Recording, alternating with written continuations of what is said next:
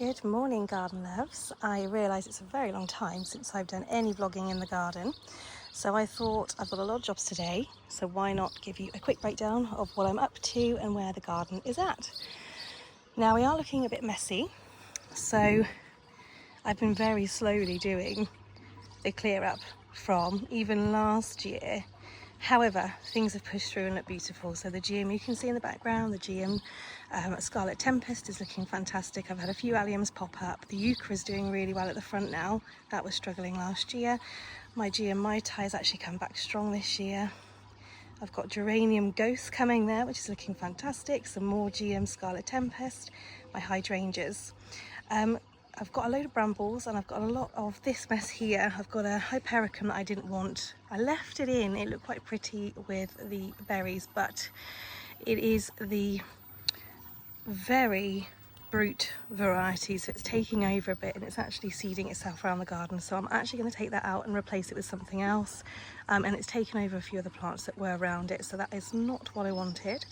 And then behind it there's some of the verbena from last year that I haven't yet chopped back, which is really bad, but verbena is so tough and hardy it won't matter. I'm going to give it a good chop today, get that cleared, and then there's a load of brambles coming through again, because we always have brambles in this garden. That is our big issue.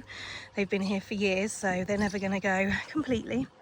Yeah, so I'm going to chop that back today and see how we go. I've got a few things to plant. If I have time to do that today, I will show you what I'm planting and where I'm putting them. But yeah, this is the cottage garden, how it's looking at the moment. We finally fixed the water feature, which is why I'm still very bare in the middle there, because it just kept falling over. So I haven't been able to continue my how to build a cottage garden series yet, so maybe after a bit more maintenance, now we've got that back up and running, I can get back on to doing my how to build a cottage garden, which is meant to be a more of a gentle how to, and how to build, change and move with how your plants work and the climate as well, actually, over the years, rather than doing too much of an instant one. But there you go. So let's get on with our jobs for today. I've got my coffee ready to go, keep me energized. That Veronica's looking beautiful as well. Veronica gentianoides, one of my favourites. And yeah, I'm procrastinating now because I know how much I've got to do today. But it's a lovely bit of break in the hot weather. We've got a nice cooler morning for sure. It's nice and cloudy but still dry. So, right, I'm going to stop waffling now, putting off the job in hand.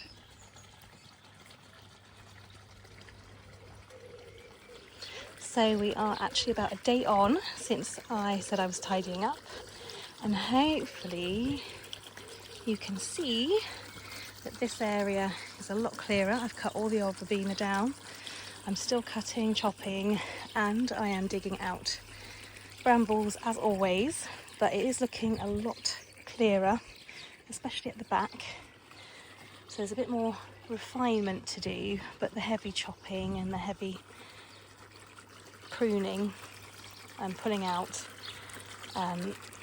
is almost done really at the back, and then just tidying this area up today. And I've got a few plants that I'm planting. I'm going to put a couple of ferns around my water feature. You can see we've had loads of problems with this. If you've watched my vlog in the past, it keeps falling over, so we've had to really wedge it in, put loads of stone in. We've had to do a bit of a fabrication job with a pipe because then the pipe perished, so we've got a new pipe.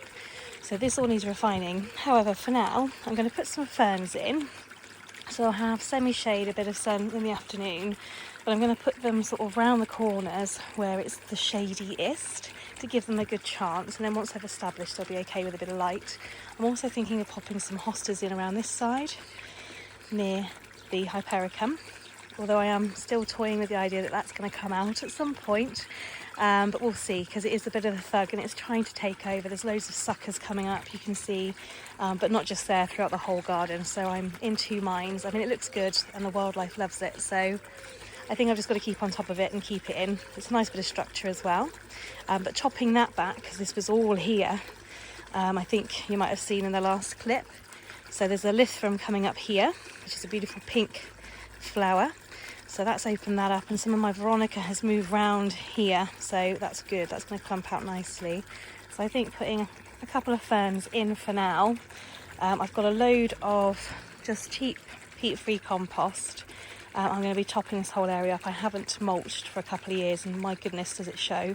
We've got really bad clay here, so mulching is actually essential. So I have lost a few things, and we do get obviously quite a bit of damp.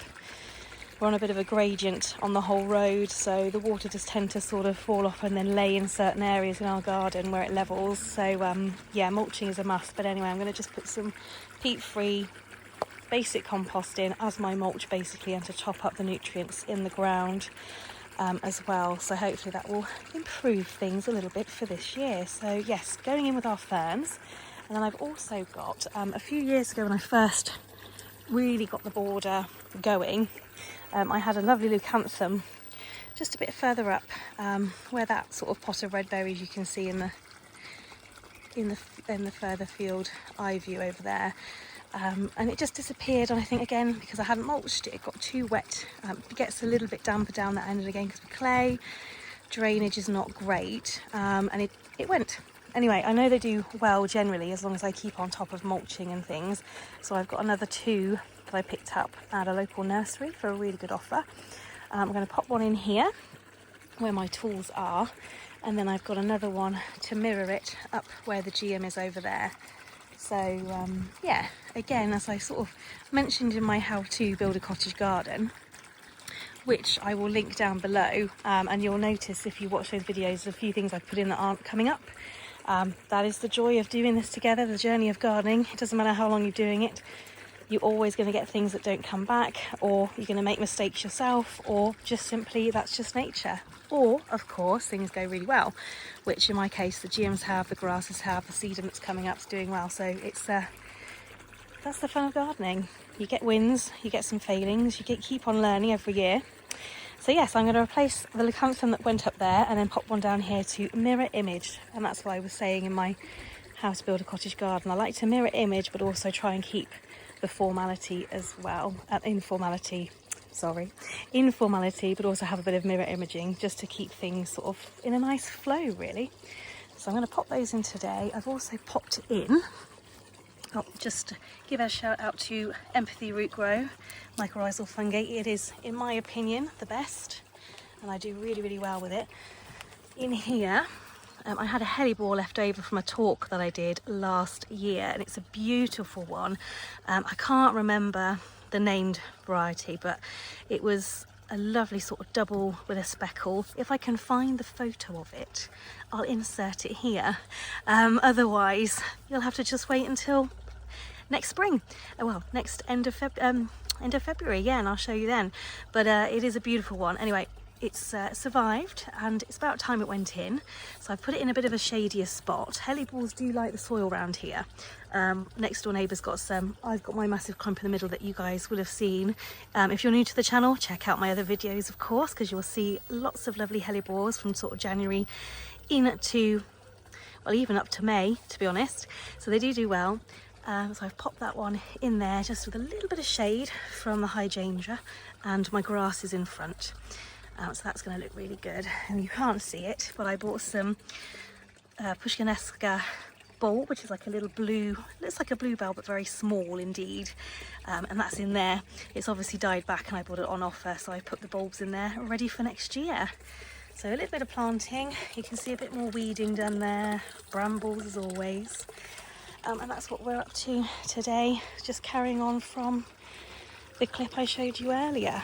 I'm also toying with, I've got some more of these pebbles left, so I might, having been to Malvern this year, I was very inspired by the Garden of the Wind, which won a gold.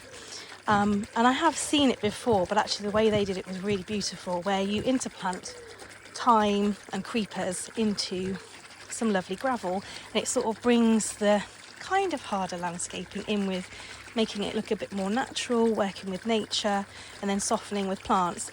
So I'm actually going to have a go at that, because this area really gets full sun, so things do struggle. And again, it is my fault because I don't mulch often enough, and I should. I'm too busy doing everybody else's garden. My sort of gets stuck on the back burner and I just do it with you guys. So actually my plan is, with the bags that I've got left I'm going to make a bit of a shape around the grasses that I've got, or in between, to create basically a stone pebble river. And then I'm going to interplant them with, the ferns will already be in there, and then I'm going to get some thymes, but I also thought alpines would be really good, particularly ones that like full sun, because again they don't need lots of nutrients. So problem area for me here with the clay, and just a gentle top up every year of some compost or mulch will do, and also the stones will help with a bit of drainage coming through into the soil. So that's what I'm planning to do in this little bit here, just to make it more of a feature, and also just blend the sump of my lovely water wall now that it is up, and so far, touch wood, has not fallen over since putting all the stones in, and we've got rocks and boulders at the back holding it down as well. I can make it a bit more of a permanent feature now, so that's my plan there. I've got loads of compost to put on because I really do need to get on with that, but for the moment I'm going to put these few plants in, and then as I go I'm going to start topping up compost, apart from maybe the area where I'm going to put the stones in. I might just put a very small light layer in, just enough to suffice any plants that are going to go in, like the thymes and alpines, and then do the rest with the stonework really. So that is how we're looking at the moment, but honestly, I've got a whole green wheelie bin full, plus I've got piles ready to go in the next lot, and then stuff in my own compost bin. That's how much stuff I got out of here since the previous clip, and it's still looking full, which is good. I don't want it to look empty, but yeah, it's hard to see the work that I did. But I promise you I got loads out from here the other day, and you can see I've still got brambles popping up, so that's a challenge I face every day. There's my other leucanthum, another pushkineska. I've actually got another hellebore there, which is just budding, and I'm going to pop that, look at that beautiful flower, sorry to move you around, Winter Angels, gorgeous. That one's called Elise, Helleborus Elise, and that's beautiful as well. And I've got a skimia. It's not Pablo, I think it's just Reevesiana, yeah, skimia Reevesiana, beautiful. So this is the project so far. I just wanted to show you what I've been doing. I found some old hostas that I got from a very, very long time ago that have been stuck in pots for ages. So I pulled those out to go in next to the fern I said I was going to plant earlier, because that's getting really damp from the splashback, so they'll love it there. It is a bit sunny, however some of the grasses that are here add a little bit of shade, and the sun doesn't come around till later in the afternoon, so I'm hoping they'll be okay, particularly when my verbenas come up, because I'm leaving odd ones to come up through the middle, because I quite like how you see through the purple mist, but I am weeding a lot of them out because some of them got a little bit too mad last year, so but I'm leaving odd ones to create a bit of a purple view through, so that should cast a bit of shade. And like I said, they're going to get a lot of splashback here. So you can see I've not finished at all, but I've just started. I've used an old compost bag as a liner for the bulk of where my stone's going to go, just to sort of prevent some of the weeds from underneath coming up. There will be odd weeds that come through the stone naturally that, you know, birds drop it in, but I'm just using up something that would otherwise go in the bin and saves me a fortune on weed liner. So I'm not doing the whole area, which means obviously drainage is still absolutely fine. Yeah, all I'm going to do is cover this bit. Ooh. However, if I come round, I'm going to continue the stone here, but I'm not too worried about this bit because this will be probably where I put a couple of thymes in, as well as sort of in between the lovely grasses. And I think this is looking nice and coastal already. It will really lend itself to this look because I'd already got the verbena in, which is fairly coastally. My steeper tenuissima had self-seeded itself here, and I love it.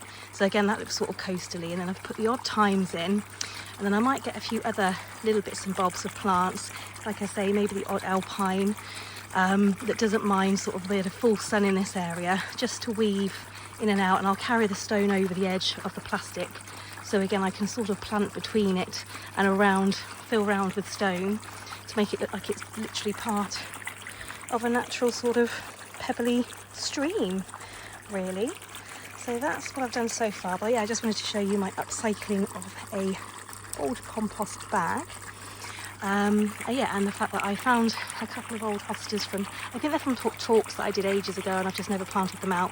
I've had ideas of putting them around here for ages, so I just suddenly thought, oh, let's do it now, whilst I put the ferns in as well. And they're going to look really lovely. Unfortunately, the slugs have attacked a little bit, but I've got eggshells inside, so I'll be putting those round later, but I'm also going to top up, like I said earlier, with a bit of peat-free compost just as a mulch and get a bit more nutrient into this part of the soil because it is so dry, and it has been dry this year anyway, which has not helped the situation. So yes, I'm going to crack on with that. I've done a bit of weeding, so you can see a bit of weeding there. That's the dog's big tennis ball. And then I've got 2 other hostas and a little fern to go in as well. So I'm just planning where that's going to go. I'm probably going to put it this side next to the Lithrum, because again there's a bit of splashback that happens here, so the hostas will like that bit of damp, which will help them with the hotter sort of sunnier area. And then the fern, and that'll fill this area nicely. And like I say, I think I'm going to keep the hypericum in. I've just got to keep chopping it, keep on top of it, and make sure those seedlings and saplings that come off the roots as well are taken care of, so it doesn't take over my whole garden. But I do like it. The bees love it, butterflies like it, birds love the berries on it, so it makes sense to keep it in for the wildlife. Yeah, we'll give it another year and see how I get on with it. So yeah, I'm going to continue my stones, pop in my hostas. I've just also moved some verbena to the back, so you can see there's a big clump there. And if I gently walk you round, you can see I've already topped this area up with my peat-free compost here, but this is where I took the big bulk from there and a big bulk from here of verbena. It's just too much at the front. Like I say, I like odd bits. I'm going to leave these bits in between my steeper because they'll come up through. It's just quite nice to have them, creating a bit of an interesting sort of peek through to the back of the border. But I've moved the other clump there, you can see, right towards the back, so they're going to flop for a couple of days, and then in about a week time, 10 days time, they'll take and they'll be absolutely fine. Verbena is super duper easy to split, move, even at this time of year. I've given it the Chelsea chop. Some of them I'm going to leave because I want an early flower, but the ones that I've moved, plus a few others further at the border, I have chopped, and that will make them bush up and then lengthen the flowering period. So yes, I'm just debating if there's any more clumps that I move to the back. I might move this one or some of this clump and pop it in that little gap there between the hydrangea paniculata, because there's some already there, and then my buddleia, just to fill that gap really, because I don't really want to put another shrub there, but I think the verbena would be better there than right in the middle of the border, especially as I've got a few odd strands coming up at the front, which is what I want to do. So yeah, my lovely foxglove coming up there, that was seeded last year. I put a load of seed in, I just scattered it with some compost in the autumn, and I've got 2 coming up, and then I've got a few more seedlings to come, which I don't know if they'll actually flower this year. However, we shall keep going and keep looking after them, and hopefully this bit of compost will give them a bit of boost as well. I think that's everything so far, so I'm going to keep going, and then I'll give you an update once I finish the stony area.